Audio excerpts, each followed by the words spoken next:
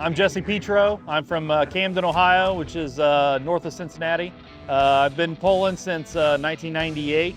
My dad pulled, he started pulling in 1978, so truck pulling's basically all I've ever known and done. So it's a lot of work, it's a lot of fun, takes a lot of dedication by a lot of different people. It's been different since my dad passed away. It's tough, but you know, I think he would want us to keep going, you know, as long as we can. This whole pit area is surrounded by quality people, and you know, that's a lot of it. You know, it's people that, you know, I've grown up with, and it makes a big difference. You know, when you see those types of people week in and week out, it does make it easier. I'm about as competitive as it comes, and I get pissed off when a truck that makes a bad run beats me. You know, I get aggravated. I might throw my hands up. I might cuss. And that's just me. That's how I'm wired. I try not to, but that's just the competitiveness in me. I want to do the best that I can, and we've been very successful throughout the years. And so I know that we can do it. And I know that we have the equipment to do it. It's just it becomes harder and harder every year as everyone else continues to learn and get better and have quality equipment.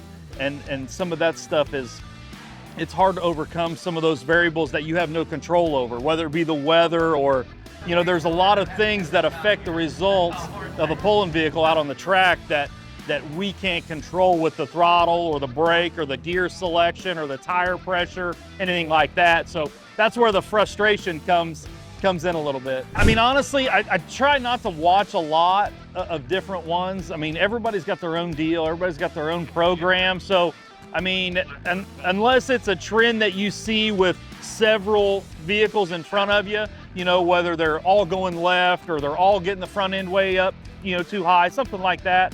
You know, we try to go from notes from year to year as a baseline, you know, because a lot of this stuff is repeatable. You know, it changes a little bit here and there, but you know, when we're at the shop and we set the trucks up and we put them on the scale, and we set them up basically from the previous year's notes of what, and those notes aren't always good notes. They're, okay, we needed to do this, this, and this, you know, what we thought we should have done after the fact too. So that's kind of where we start from. And then once we get here, and then the weather might throw a curveball, things like that. But, you know, we try to keep on our own path and not let a lot of the other stuff, you know, affect our decisions.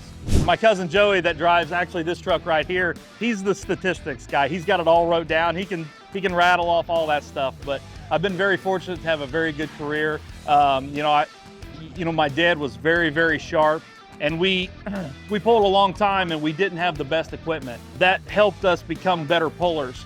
And you know, when we were finally, you know, able to get the equipment that was what was needed to be up front, then that made us pretty hard to beat for, you know, a long time.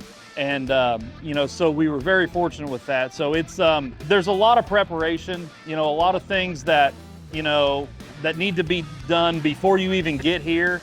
You know what I mean? That makes you more successful. After this event, you know, we'll go home, we'll back this thing in, unload the trucks, clean them up, usually lift them up, put them on jack stands, drain the oil, clean the filter, make sure there's no bearing material, no foreign objects, no issues, you know, internally. Pull the valve covers off, you know, look at the spark plugs, run the valves, you know, check the lash on the valves, tighten the bolts, just basically just kind of go over, make sure nothing's loose, nothing's falling off, you know, things like that. And then hopefully there's no, you know, serious internal things where you have to take the cylinder heads off or take the rods, pistons out, none of that stuff. Then usually fresh oil and wipe them off and put them back together. So the two-wheel drive class is pretty, I don't want to call it low maintenance, but we don't have a lot of rear end issues and things like that like some of the other classes do. So we're pretty fortunate with that, you know, to be able to do that. So it's pretty well Joey and I in the shop. And, you know, we both have real jobs, I guess you could say. So we kind of plot a course, you know, from day to day of what to do.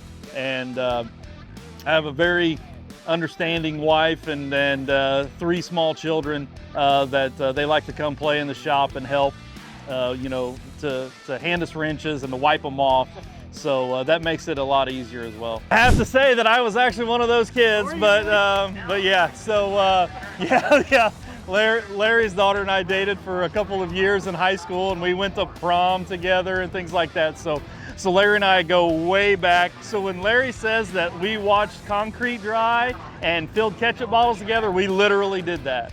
Yeah, so it's a small world, like you and I discussed a little bit off camera of how small it is, but it's weird. You have friends and you have family that may live close by, but yet you talk to some of these people on a more regular basis than what you do them. And regardless of whether that's right or wrong or not, that seems like that's true for a lot of people, you know, that it becomes that way.